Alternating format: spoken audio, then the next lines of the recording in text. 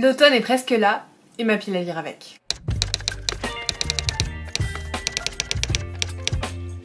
Bonjour à tous et bienvenue sur ma chaîne La Bibliothèque d'Emilia. Aujourd'hui je vous retrouve pour vous faire part de ma pile à lire de l'automne. Alors d'habitude j'attends qu'on soit vraiment en automne, genre à partir du 21 septembre.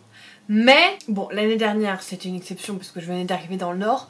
Je vous avoue que ici à Lille, dès début septembre, j'ai envie de me plonger dans l'automne.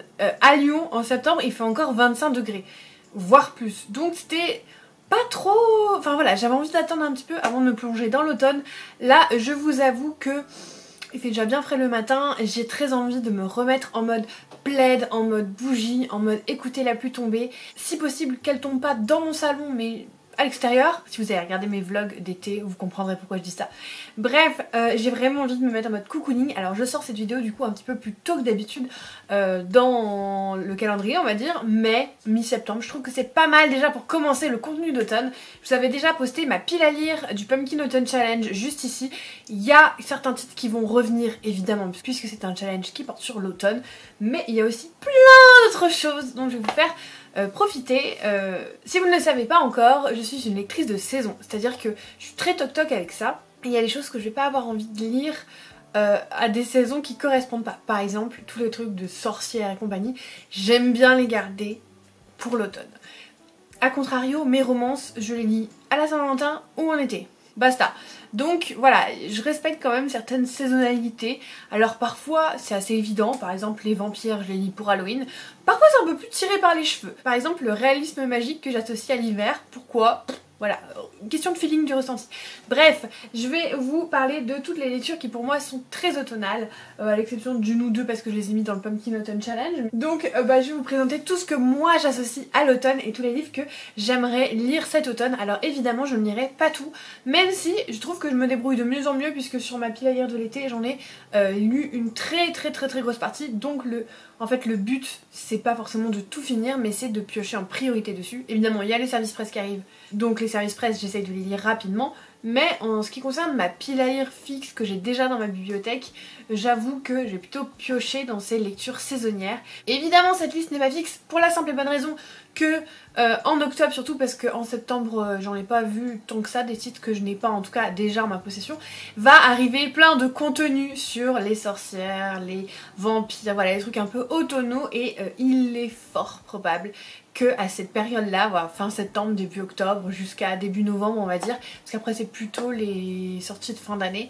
que je rajoute quelques titres comme ça parce que ça sortira pendant la saison, notamment en début octobre en général il y a plein de livres sur le thème un petit peu automnal qui sortent. Donc voilà, cette liste n'est pas fixe mais c'est pour l'instant ce que j'ai dans ma bibliothèque et qui va du coup être déménagé dans ma desserte puisque j'ai une desserte spéciale pour ma pile à lire de saison. Et du coup je vais ranger ma pile à lire de l'été dans la bibliothèque qui accueille ma pile à lire parce que j'ai quand même une pile à lire très conséquente, on va pas se mentir. Et j'ai déjà beaucoup parlé donc je vous propose qu'on passe tout de suite à ce que moi j'associe à l'automne. La première catégorie on va dire de livres que j'associe à l'automne, c'est tout ce qui est ambiance un peu gothique. Notamment j'en ai deux. Alors pourquoi j'en ai deux? Parce qu'ils vont ensemble. Puisque je viens tout juste de recevoir Forest Fall de Lyndall Clipston publié chez Stardust et c'est la suite de Le Manoir de Lake-Sage que je n'ai pas lu. Donc je les mets ensemble, voilà. Évidemment si j'aime pas celui-là, je ne lirai pas celui-ci. Mais l'idée c'est que je les ai mis tous les deux parce que va falloir que je les lise en gros cet automne. Alors de quoi ça parle? Ensuite Violetta qui est donc au manoir de Lake-Sage et qui pense tomber sur un monstre parce qu'il y a des rumeurs qui circulent sur un certain Rowan. Il aurait fait des choses absolument atroces. Sauf qu'en fait, elle va se rendre compte que c'est pas forcément vrai ce qu'on dit, mais surtout elle va découvrir qu'il y a une sombre magie dans les eaux noires du lac avec des monstres dans le royaume du dessous. Voilà, très ambiance gothique, monstre, voilà, ça c'est typiquement ce que j'aime associer à l'automne. De toute façon dès qu'il y a un manoir un peu effrayant, pour moi ça c'est l'automne et je kiffe. Donc écoutez, je pense que au moins le manoir de Lake-Sage sera pas lu dans très longtemps parce que l'idée c'est de le lire et de voir si j'ai envie de continuer. Oui, je vais pas le garder pour fin novembre alors qu'en plus ça c'est un service presse. Autant celui-là je l'ai acheté, enfin c'est mon chéri d'ailleurs qui me l'a acheté, autant celui-là c'est un service presse, donc voilà, ça ce sera quand même rapidement lu. Ou DNF si j'aime pas hein, évidemment, mais voilà vous avez compris. Alors je vous préviens, il fait beau mais il y a des nuages, du coup la luminosité va baisser tout au long, voilà, monter, rebaisser, c'est normal. Pas de panique, c'est juste le soleil qui a décidé de jouer à cache-cache, mais bon, qu'est-ce que je voulais que je vous dise?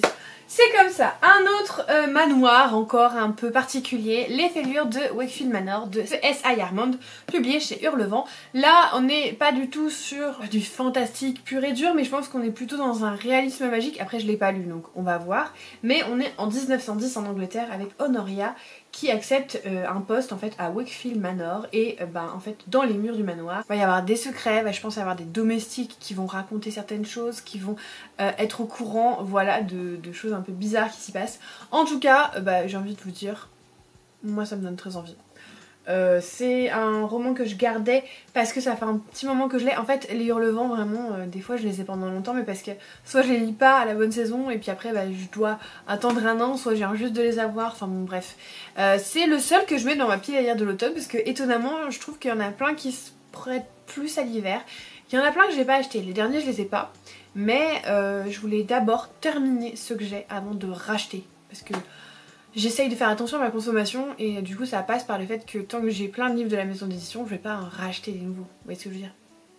J'essaye de me faire mon petit voilà comme ça. Le prochain manoir un peu bizarre, gothique, c'est Starling House et c'est publié au Rayon Imaginaire, donc la collection d'Hachette Heroes. Et donc là on est sur un manoir très flippant, hein, parce qu'on arrive mâchoire en fer sculpté, langue rouge, ombre noire. Voilà, que des choses un petit peu chouettes. Un domaine interdit, mais Opale, qui est une jeune fille qui a pas l'air très bien dans sa vie, elle a pas de mère, elle a pas de maison, enfin voilà, elle est pas... Voilà, pas hyper bien entourée on va dire, elle va pas pouvoir s'empêcher de rentrer dans Starling House. Voilà. Un manoir un peu bizarre, c'est tout ce que je demande, c'est exactement l'ambiance que j'aime pour la période de l'automne, que ce soit Halloween ou même avant. Ce livre est en plus magnifique parce que au-delà de ça, il a aussi un très beau dessous, donc voilà, ça se sera lu je sais pas trop quand, mais écoutez il sort en octobre, je crois que c'est le 12 octobre. L'idée c'est que je le lise à peu près au moment de sa sortie. Et je vous en dirai des nouvelles. Alors, tiens, lui il est tout seul dans sa catégorie. C'est un cadeau de ma copine Aurélie, donc de la chaîne Livromancienne, qui m'a offert La Ballade de Art et Merci, écrit par Megan Bannon et publié chez Milady. Alors ça c'est une romance, mais une romance paranormale. Je vous avoue que c'est la seule que j'ai, et surtout pour moi elle est très automnale parce que en fait il y a un des personnages qui travaille pour les pompes funèbres. Tout va se passer un petit peu dans un espèce de cimetière, et là où Aurélie a vraiment réussi à me convaincre, c'est que il y a beaucoup de sarcasme et de choses très drôles dans la façon de parler et la plume entre les deux personnages.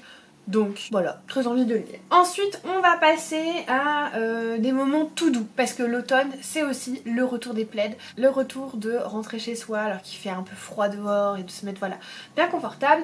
Et quoi de mieux pour ce genre de moment que des lectures cosy. Alors j'ai deux types de cosy, j'ai du cosy tout court avec conseil de lecture pour Amégaré de Sarah Nisha Adams, qui va se passer dans une librairie où en fait Alécha travaille et n'a jamais lu les grands classiques en gros, mais elle va retrouver un petit peu le goût de la vie à travers diverses lectures, divers grands classiques, et ça me donne très envie, ça a l'air très cosy.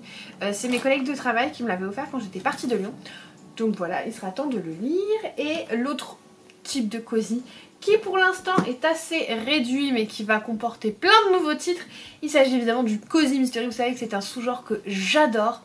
Et là j'en ai deux avec moi. Bon alors deux, mais j'en ai d'autres qui arrivent pour la bonne raison que je sais qu'on va m'en envoyer un service de presse. Donc voilà, je les citerai pas forcément, mais ceux que j'ai déjà dans ma bibliothèque. Il s'agit évidemment du tome 9 de la saga des aventures d'Anna Swanson, de Joanne Fluke, Meurtre et Carrot Cake. Puisque, alors ça se passe en été, mais pour moi le Carrot Cake c'est plutôt automnal, donc je l'ai gardé. Je sais pas si j'ai bien fait, mais c'est pas grave. Bref, Anna Swanson, je vous le redis à chaque fois que je vous présente ce roman, c'est une pâtissière émérite qui a le cookie jar et qui se retrouve toujours au mauvais endroit au mauvais moment, puisqu'elle tombe toujours sur des corps et elle va aider à résoudre les enquêtes. Et j'adore cette saga. Voilà, c'est mon petit bonbon, c'est ma petite voilà, ma petite touche de bonheur et j'aime beaucoup. Donc j'ai hâte de le lire. La deuxième c'est Le Murder Club du jeudi de Richard Osman, qui est publié au livre de poche. Lui je l'avais acheté en occasion et en fait j'aime bien l'idée parce que c'est un groupe de retraités qui va mener l'enquête et je trouvais ça super chouette. Je sais même plus le reste de l'histoire, mais je crois que c'est un groupe de retraités qui parlait en fait de romans policiers et qui du coup va se retrouver au cœur d'une enquête. Voilà, j'en entends pas beaucoup parler de cette saga en France, en Angleterre un peu plus, En France pas trop, donc je pense que c'est parce que c'est un humour très anglais et qu'il y a pas mal de références à des shows anglais et du coup en français ça doit être un peu bizarre. Mais j'ai quand même envie de me faire mon opinion par moi-même. Voilà, je pense qu'il y a plusieurs tomes qui ont déjà été traduits, mais je pourrais pas vous dire parce que je me suis vraiment pas renseignée, donc voilà. Comme je vous disais, il y aura quand même d'autres titres, je pense notamment au tome 2 de La mort de la tante Dimitri que je suis en train de lire, il y a le tome 2 des Trois Dahlia qui va sortir, il y a le tome 2 de La cuisine mortelle de Tia Rosie qui va sortir aussi, il y a peut-être, même si c'est pas encore officiel, j'ai l'impression, un tome de Détective du Yorkshire, bref. Tout ce qui sera cosy de toute façon finira dans ma pile à lire parce que j'adore ce genre et d'autant plus en automne. On va continuer avec ce que j'appelle de l'ésotérisme historique. C'est-à-dire que je ne suis pas sûre qu'il y ait de réel pouvoir magique dans ces histoires, mais il y a des questions de sorcellerie, de choses un peu ésotériques. Parfois c'est la sorcellerie au terme historique du terme, parfois c'est juste de l'ésotérisme, bref je vous montre. Les trois c'est Les sorcières de Pendle de Stacey Hall où on va vraiment suivre une chasse aux sorcières, une vraie historiquement parlant, dans le Lancashire au XVIIe siècle. Avec une jeune fille qui en fait va chercher une sorcière pour l'aider dans sa grossesse et lorsqu'elle va être accusée de sorcellerie, elle va se mêler au procès. Bref, j'en ai entendu que des bonnes choses de ce roman, autant ceux d'après moins, mais celui-ci il a hyper bonne presse. En plus la couverture est hyper automnale, donc j'aimerais bien le lire. Je l'avais déjà mis dans ma pile à lire de l'automne de l'année dernière, mais voilà, il n'était pas passé. Donc j'espère que cette année je pourrai le découvrir. Le deuxième c'est un livre que je crois que j'avais mis dans ma pile à lire de l'hiver, parce que ça se passe en Norvège en plein hiver. Mais je vais le mettre quand même ici, au pire je le remettrai dans ma pile à lire de l'hiver. C'est Les Graciers de Kieran Wood Hargrave et on va être donc en Norvège, pareil, au XVIIe siècle. À peu près la même année, dans le premier on était en 1612, là c'est 1617, avec un pasteur qui va arriver dans ce petit village norvégien où les femmes, par leur tradition, leur héritage un peu viking, ont l'habitude de travailler avec des plantes, avec des choses un peu médicinales et risque de faire des frictions avec du coup le pasteur qui arrive pour l'inquisition. Voilà, à mon avis ça va être un livre que j'ai beaucoup aimé, j'en ai entendu de très bons retours donc envie de le découvrir. Mais ça si je le lis pas en automne, je pense que ça se lira aussi très bien en hiver pour le côté Norvège, froid et compagnie. Donc voilà, c'est pas ma priorité mais je le mets quand même. Et le dernier c'est Sarah Penner, La petite boutique au poison. Ce que je vous disais, un ésotérisme. Là on est plutôt en 1791 à Londres avec une apothicaire qui va aider les femmes à obtenir des poisons à une seule condition, c'est que l'homme soit violent. On va retrouver aussi des siècles plus tard une autre femme, une américaine, donc à notre époque. Donc j'aime beaucoup la double temporalité. J'avais lu Le cercle des gentlemen occultes de cette autrice que j'avais bien aimé mais sans plus, et Les flamboyantes dont je faisais partie, donc les partenaires de la maison d'édition Faubourg Marigny, dont est tiré le grand format, avait dit qu'il était quand même vachement moins bien que le premier, donc voilà, je pense qu'il faut que je le découvre et puis ça sera parfait en automne. Ensuite, je vais vous proposer des réécritures de contes qui pour moi sont très automnaux puisque pareil, j'aime beaucoup les réécritures de contes, j'aime beaucoup les livres Disney et compagnie, mais je vais plutôt, on va dire, catégoriser certains contes dans certaines saisons. Par exemple, pour moi, Cendrillon, c'est un conte d'hiver. Pourtant il y a une citrouille, mais je saurais pas vous dire, voilà, c'est un conte d'hiver. Réponse, ça va être plutôt l'été ou le printemps, La petite sirène c'est l'été, bref, vous avez compris. Et pour moi, les contes qui vont vraiment être très automnaux, il y en a deux. Le premier, bon c'est pas un roman Disney, mais le conte est très fortement associé à Disney, c'est une réécriture de La Belle et la Bête. La Belle et la Bête, pour moi ça c'est très automne, je saurais pas vous dire pourquoi. C'est l'ambiance du dessin animé, c'est le côté sombre avec les tableaux déchirés dans le château de la Bête, bref vous avez compris. Et donc je vais lire Rose éternelle de Ophélie Duchemin. J'avais lu Murmure de l'océan sans avoir lu Rose éternelle et je m'en suis gravement voulu parce qu'en fait ça se suit quand même. Et on va suivre Méliane qui va arriver dans un jardin avec un mystérieux arbre couvert de roses et à l'ombre du jardin va rôder la bête. Vous connaissez La Belle et la Bête, je vais pas non plus vous faire un résumé de 1000 ans. J'ai très envie de le découvrir parce que comme ça je pourrais terminer la saga puisque le 3e tome est sorti, il s'agit de Fil d'or, ça sur réponse. Comme ça en plus je pourrais le terminer en début d'année prochaine. Parfait. C'est aussi un livre qui avait énormément plu à deux de mes grandes copines, Manon de Vibration Littéraire et Aurélie de Livre Romanciel. Donc j'ai très envie de le découvrir. Voilà. Un autre conte qui pour moi est très automnal, c'est La Belle au bois dormant. Pourquoi? Les ronces, le château de Maléfique, le dragon, les couleurs un peu violet, voilà tout ça. Tout ça, ça me parle. Vous voyez, ça pour moi c'est automne. Et du coup, je vais y glisser Philippe, Prince des Épis. C'est écrit par Lindsay Miller et c'est donc publié chez Hachette Rose. J'avais bien aimé le premier tome de la saga qui était concentré sur Eric, qui nous permet en fait de découvrir ces princes qui sont un peu oubliés dans le sens où les princesses étant les héroïnes de l'histoire, le prince va juste servir la princesse. Alors c'est très bien hein, qu'il y ait des hommes qui servent le destin d'une femme, hein, ça je dis pas le contraire. Mais du coup c'est intéressant de voir l'autre côté. Et surtout qu'en général ça se passe quand même avant le dessin animé. Donc bah, de découvrir des petites choses. J'en sais pas plus, mais très envie de le découvrir pendant l'automne. Et enfin, le dernier conte, si on peut vraiment appeler ça un conte mythe, voilà, c'est La Légende de Sleepy Hollow. Si vous avez vu mes dernières vidéos, vous savez que j'ai reçu Les Fantômes de Sleepy Hollow de Serena Valentino, donc publié toujours chez Hachette Rose, qui va parler de la légende du cavalier sans tête. Je n'ai jamais vu le film. Il faut que je me rattrape, je sais, vous me l'avez dit, vous inquiétez pas, je le regarderai cet automne, sûrement pour le pumpkin.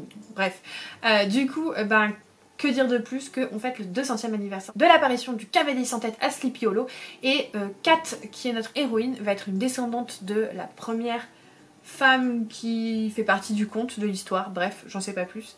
Et il va évidemment se passer des choses, c'est le 200e anniversaire, vous vous doutez que ça peut jamais bien se passer.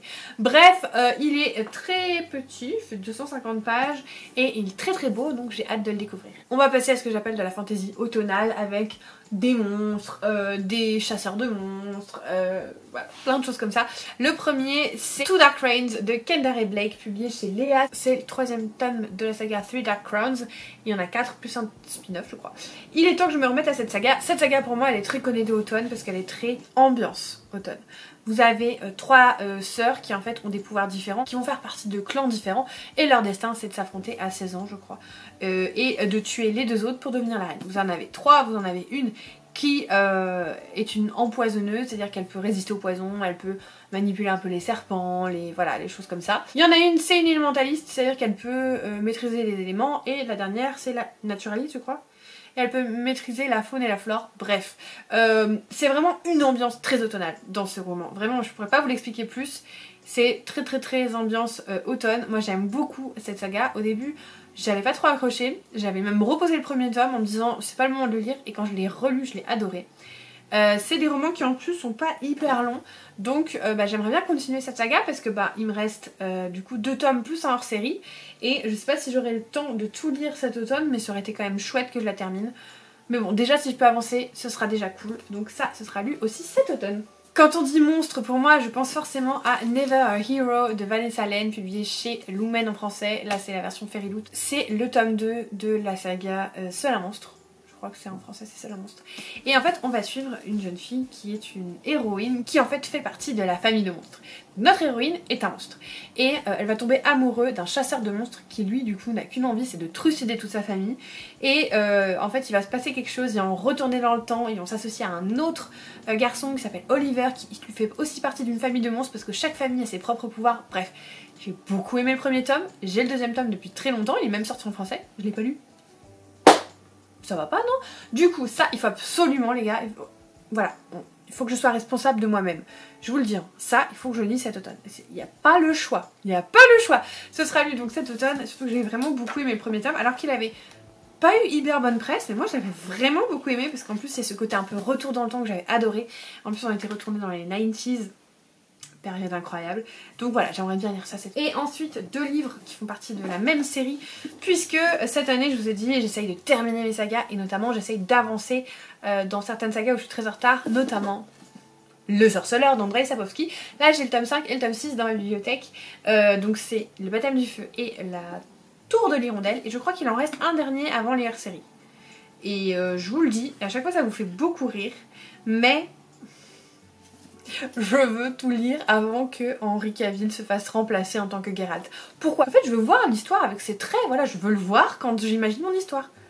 Et ça je serai capable de le faire que si je lis toute l'histoire jusqu'à la fin en l'imaginant. Dès qu'il y aura le nouveau, si j'ai pas lu l'histoire, c'est fini. Voilà, ce sera complètement gâché. Or Henry Cavill, vous savez, je l'adore, donc voilà, j'ai essayé de le lire. Ça, j'aimerais bien lire ça, plus le dernier qui s'appelle La Dame du Lac, je crois. Cet automne, voire ça peut aussi passer en hiver. Donc si je termine en hiver, c'est pas grave. Mais j'aimerais bien du coup terminer l'année prochaine, début d'année, ce serait chouette. On va passer à une pile qui est plutôt conséquente et qui va parler de système académique. Voilà, parce que pour moi, l'automne, c'est aussi la Dark Academia. Alors attention, tous les livres que je vais vous présenter ne sont pas de la Dark Academia. Pourquoi? Parce que les Dark Academia, c'est pas du tout ce qu'on vous vend sur les réseaux en ce moment. Ce n'est pas de la fantasy. La Dark Academia, il n'y a pas de fantasy dedans. C'est très légèrement fantastique et encore, c'est plus suggéré, c'est plus, voilà, un peu une ambiance, mais normalement il n'y a pas de fantasy, il n'y a pas de fantastique, il n'y a pas de pouvoir. La Dark Academia, normalement, c'est tout simplement un univers académique. En général, il y a un meurtre qui est commis, on ne sait pas qui a fait le coup, et on va suivre des jeunes qui sont torturés, qui sont passionnés par un art. Alors ça peut être la poésie, la peinture, voilà, ce côté très artistique, ce côté très nostalgique, très torturé, mais il n'y a pas de magie. Donc là je vais vous présenter des choses, c'est pas forcément la Dark Academia, mais j'ai regroupé ça sur l'ambiance académique on va dire, parce que c'est pour moi très symptomatique de l'automne, et notamment du début d'automne. Bon, je peux le lire jusqu'à fin novembre, je vous avoue. Mais voilà, pour moi, c'est très l'ambiance académique, c'est septembre, octobre. Voilà, c'est ces mois-là. On va commencer par un roman de Lucinda Riley qui s'appelle Les Mystères de Fleet House, qui dénote un petit peu de ce qu'elle a l'habitude de faire. On est dans un internat à Saint-Stephen, dans la campagne idyllique du Norfolk. Et vous avez donc le dortoir de Fleet House et un corps est découvert. Et c'est à ce moment-là qu'une inspectrice va essayer en fait, de découvrir ce qui s'est passé. Et elle va commencer à interroger les élèves et se rendre compte qu'il y a plein de secrets. Ça pour moi, typiquement, ça se rapproche beaucoup plus de la Dark Academia. S'il y a le côté artistique, on est en plein dedans. Sinon c'est juste une enquête qui se passe dans un établissement scolaire. Mais on s'en rapproche très bien. Celui qui par contre est de la Dark Academia pure, c'est Les Muses d'Alex Michaelides, que j'avais beaucoup aimé dans son silence. Et là on va suivre Mariana, qui est psychothérapeute et qui va être appelée parce que sa nièce, qui est étudiante à Cambridge, va l'appeler au secours puisqu'il y a une étudiante qui a été assassinée sur le campus, et on va commencer à se rapprocher du professeur de grec ancien. La mythologie grecque a aussi une grosse part dans la Dark Academia, c'est très présent au niveau des figures, au niveau des sculptures. Et notamment il y a un groupe d'élèves, encore une fois très Dark Academia, le groupe d'élèves qui se prénomment entre elles les Muses, et c'est comme ça qu'on va suivre l'enquête. Ça c'est typiquement de la Dark Academia et ça me donne très envie, j'ai très hâte de le lire, et je sais qu'il n'y a pas que des bons avis, mais moi ça me donne terriblement envie tout ça. Ensuite, quelque chose qui est plus académique, je vais y mettre Curious Tales de Pascal Lassalle, publié chez Big Bang, le premier tome que j'avais mis dans ma pilière de l'été. On m'a dit que ça se passait très bien aussi en automne. On va suivre Emory, qui est donc étudiante à Aldrin, une université de magie lunaire, jusqu'à ce qu'un jour, un groupe de camarades de classe à elle va tous mourir, sauf une personne. Et à ce moment-là, Emory elle va commencer à développer des pouvoirs un peu étranges. Et du coup, on va suivre tout ça. C'est pour ça qu'il y a quand même une ambiance un peu automnale, et notamment... Ça fait un peu Dark Academia. Encore une fois, normalement, il n'y a pas de pouvoir dans la Dark Academia. Mais si c'est un genre un peu hybride, ça me dérange pas. C'est aussi quelque chose qui me tente bien. C'est un roman dont j'ai pas entendu tant de retours. Mais en tout cas, j'ai pas entendu de mauvais retours. Donc c'est plutôt bon signe, non? Ensuite, un livre que j'ai eu en VO, qui était censé sortir en VF, mais j'ai plus d'infos dessus. Il s'agit de The Temptation of Magic de Megan Scott, qui est très beau. Ambiance universitaire, Dark Academia à foison, avec les portraits, voilà, je vous l'ai dit, l'art, hein. Oh, il est si beau, oh, je vous jure, il est tellement beau. Et donc là on va suivre Nicole, qui a le pouvoir de tuer tout être surnaturel, mais si jamais ses pouvoirs se développaient, elle serait obligée d'être un petit peu le pion d'une organisation et devenir un petit peu leur chasseuse, mais sans beaucoup de liberté on va dire, ou possiblement la tuer, comme ça s'est passé avec sa mère. Et donc pour rester en sécurité, elle va se cacher dans une université, dans un département d'art mythologique, voilà, et j'en dirai pas plus parce que j'ai très envie de le découvrir, parce que ça c'est typiquement le genre de livre qui m'a... Le résumé m'a donné hyper... Là, rien qu'en le lisant, bon je vous ai pas lu la suite, mais la suite m'a trop donné envie. Voilà, j'ai très envie de le lire. C'est une lecture qui normalement était faite en LC sur le book club, mais vu que c'était pas du tout pendant la période que j'avais envie de le lire, je ne l'ai pas lu, mais il n'est jamais trop tard. Peut-être même que ce sera ma prochaine lecture audio, nous verrons. Ensuite, une suite de sagas, puisque j'avais beaucoup aimé Atlas Six, et donc j'ai Le Paradoxe d'Atlas d'Olivier Blake dans ma pile à lire. À la base, c'est quoi Atlas Six? C'est en fait 6 jeunes magiciens qui vont être admis à l'Académie Alexandria, je crois, la Société Alexandrienne, bref. Qui va leur permettre de devenir les plus grands magiciens du monde entier. Sauf qu'en fait, ce qu'on leur dit quand ils arrivent, c'est qu'en fait, ils sont 6, mais ils vont devoir être 5. Comment? À être décidé. Bref, j'en dis pas plus, c'était vraiment un livre que j'ai beaucoup apprécié, donc très envie de lire la suite. Il y a aussi le dernier tome qui est paru, donc dès que je l'aurai terminé, je m'empresserai de l'acheter, et puis peut-être du coup terminer la saga cet automne, ça peut être très chouette. Je vais voir, mais en tout cas, j'ai très envie de continuer cette saga, en espérant bien sûr qu'elle ne souffre pas du syndrome du tome 2, mais voilà, c'est une saga que j'aime beaucoup pour le moment, donc à continuer, voire peut-être à terminer. Et enfin, un livre dont j'ai attendu la traduction tellement longtemps, et dont j'ai attendu tellement longtemps aussi de pouvoir le lire à la bonne période. Je sais pas pourquoi je l'ai pas lu l'année dernière. Est-ce que c'est parce que je l'ai eu en fin d'automne? Je sais plus. Mais en tout cas, j'ai très envie de le découvrir. Il s'agit de If We Were Villains de M.L. Rio. Je suis publiée chez Phibbs, et ça les gars, c'est de la Dark Academia. On suit Oliver qui a purgé une peine de 10 ans de prison parce qu'il a tué un de ses meilleurs amis quand il était tout simplement à l'université. Ça s'est passé 10 ans plus tôt et à l'époque il faisait des études pour devenir comédien. Shakespeare a une énorme part dans ce roman et on va suivre ce groupe d'amis qui du coup cache des secrets et on va découvrir ce qui s'est vraiment passé et ça c'est de la pure Dark Academia et ça j'ai tellement hâte et j'ai tellement envie de le lire. Là vraiment c'est un des livres que j'ai le plus envie de lire dans cette pile à lire et je pense que c'est un des livres que je lirai en priorité.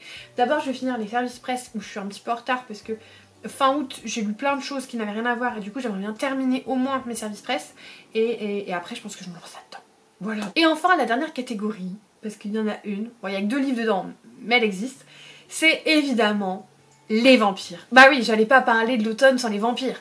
Je garde précieusement ces 2 titres dans ma pile à lire depuis que je les ai, tout simplement parce que pour moi les vampires ça ne se lit qu'en automne. Je pense que je vais les garder pour l'approche d'Halloween et que je vais tous les 2 les lire en octobre. Alors peut-être pas à la suite parce que voilà, faut pas non plus lire la même chose tout le temps. Mais voilà, vous l'aurez compris, je vous parle évidemment du Tombeau des étoiles de Victor Dixon. C'est le 5e tome de la saga Vampiria et le 2e tome de la 2e trilogie, puisque Vampiria va être découpé en 4 trilogies. Donc là c'est le 2e tome. On va suivre 6 desperados, donc 6 personnes issues de milieux différents. Il y a une espèce de loup-garou, il y a un vampire, il y a une ancienne belle du Sud qui devait être choisie pour faire partie d'un moment historique et qui en fait a été défigurée et qui du coup ne sait plus quoi faire de sa vie. Enfin, il y a vraiment des destins brisés qui vont se réunir pour faire un espèce de casse, pour récupérer justement des jeunes qui doivent se faire transmuter. Et c'est ça dont parle le premier tome. Je vous en dirai pas plus parce que je vous dirai pas non plus spoiler. Mais là on a Sterling qui lui fait partie de la première trilogie. Donc contente parce que comme ça on aura peut-être des infos sur en fait, le destin de nos personnages de la première trilogie. J'aime beaucoup Vampiria, donc j'ai très hâte de découvrir la suite, surtout que je trouve que l'auteur fait un énorme travail de recherche historique et qu'en fait c'est hyper bien incorporé je trouve dans l'histoire. Donc écoutez voilà, on verra, mais en tout cas ça sera lu en octobre. Et enfin le dernier c'est L'Empire des damnés de J. Christophe, et évidemment que je le gardais pour Halloween. Celui-ci je le lirai la semaine d'Halloween. S'il faut que je ne lise que ça pendant la semaine d'Halloween c'est pas grave, mais ça je le garde pour fin octobre. C'est une saga que j'aime beaucoup. J'aimais déjà bien Nevernight, mais alors celle-là je l'aime encore plus. On suit Gabrielle de Leon qui faisait partie d'une espèce d'organisation un peu, on va dire, religieuse et qui est détenue par un vampire, puisqu'on est dans un monde où les vampires ont gagné. Voilà, ils ont gagné. Et il n'y avait que l'ordre, je sais plus, l'ordre de Saint, je sais plus quoi, qui en gros se dressait contre les vampires, et Gabriel en faisait partie. Et il nous raconte en fait un petit peu, sous la torture, il nous raconte son histoire. On est vraiment sur une double narration, on a à la fois l'histoire qui se passe dans le passé et les moments où il est dans sa cellule, où en fait on lui tire les verres du nez, et c'est trop bien. Voilà, j'espère que cette vidéo vous aura plu. J'ai essayé de changer des petits trucs avec mes réglages vidéo, je vais voir ce que ça donne. Ça se trouve, je vais revenir à mes réglages initiaux. Donc un petit peu d'indulgence si jamais, notamment au niveau de la luminosité, j'ai l'impression que ça fait n'importe quoi parce que je suis plus en automatique sur un certain truc. Donc on verra si ce que ça donne. Voilà, donc je m'excuse pour les changements de luminosité. Je vous rappelle que j'habite dans le nord et que dans le nord il y a toujours des nuages qui apparaissent et disparaissent. Voilà, c'est normal. Donc écoutez, si vous êtes toujours là, n'hésitez pas à mettre des petites feuilles d'automne ou des citrouilles ou n'importe quoi qui vous rappelle l'automne en commentaire pour me dire que vous êtes bien arrivés jusqu'à la fin de cette vidéo. Je vous remercie pour tout votre soutien. J'ai adoré passer cet été avec vous et j'espère passer un très bon automne en votre compagnie. N'hésitez pas à me dire quel est le titre que vous avez vraiment très envie de lire cet automne. Soit une sortie qui va arriver, soit un livre que vous avez gardé précieusement dans votre pile à lire juste pour cette saison. Et puis bah écoutez, si vous n'êtes pas encore abonné, n'hésitez pas à le faire, mettre un petit commentaire et un pouce en l'air. Et moi, comme d'habitude, en attendant la prochaine vidéo, je vous souhaite de merveilleuses lectures et je vous fais des bisous!